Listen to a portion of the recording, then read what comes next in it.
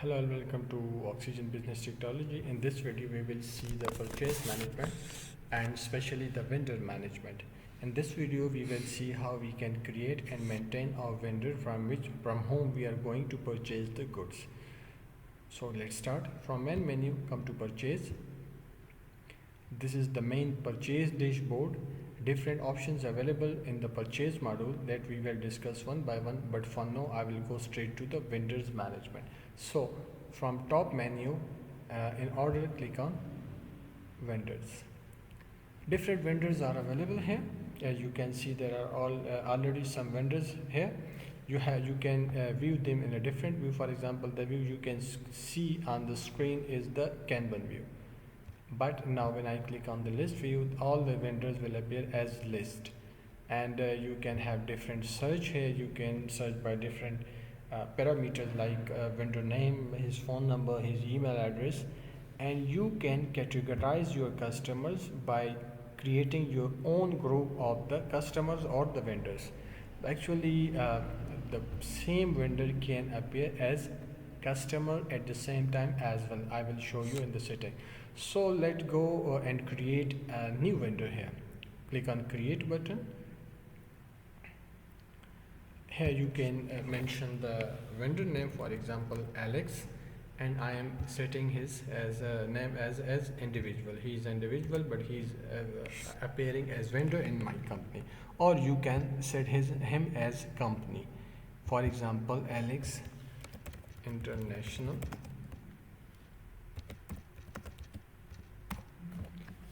Okay, these are the company addresses and other important information. Phone number, mobile, email address. They are appearing as white boxes. It means they are not necessary, but it's good if you fill all of the information here. So the blue field, as you can see at the top, is mandatory. You have to fill this out, otherwise your form will not be saved. Here some options are available. Contact and addresses. You can add many contacts and addresses with this vendor. For example, this vendor is coming to you through different other brokers or other salesperson, so you can add them here. Another option that is available, sale and purchase. Now it's necessary who is the vendor. Whoever is the vendor, you have to set some sale and purchase rules for him. So both options are available. The same vendor can be a customer at the same time, and the customer can be a vendor at the same time. Both options are available. You can set the sales related terms and condition in the sales part. For example, if for example this vendor is appearing as a customer, who is your salesperson? You can define a salesperson here, and what is the payment terms you have set with your this vendor when he is appearing as a customer.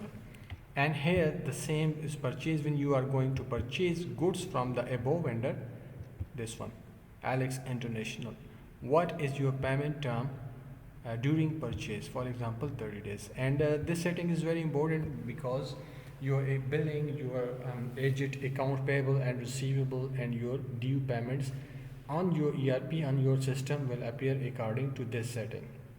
Okay, there are some other necessary information that you can fill in the sales and purchase part. Now coming to the invoicing part. Invoicing part is necessary.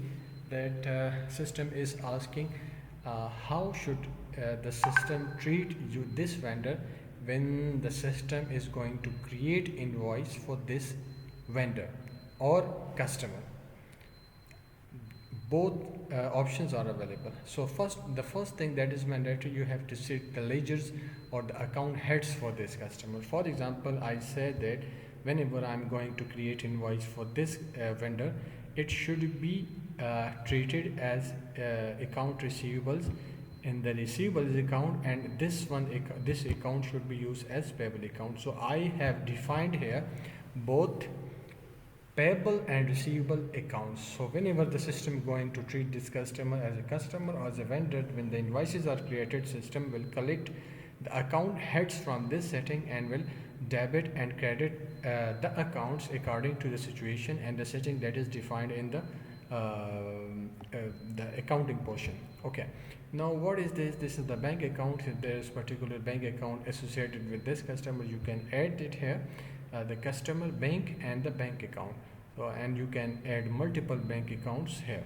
Okay, so once all these information is created, you can save your vendor, and these three labels will show that how many purchases you made from this vendor, how many invoices you have created, customer invoice you have created for this vendor, and during sale, and how many vendor bills are created when you have purchased goods from this customer. So even if your accounts module is configured, you can see the balances here, so you can see everything right from here.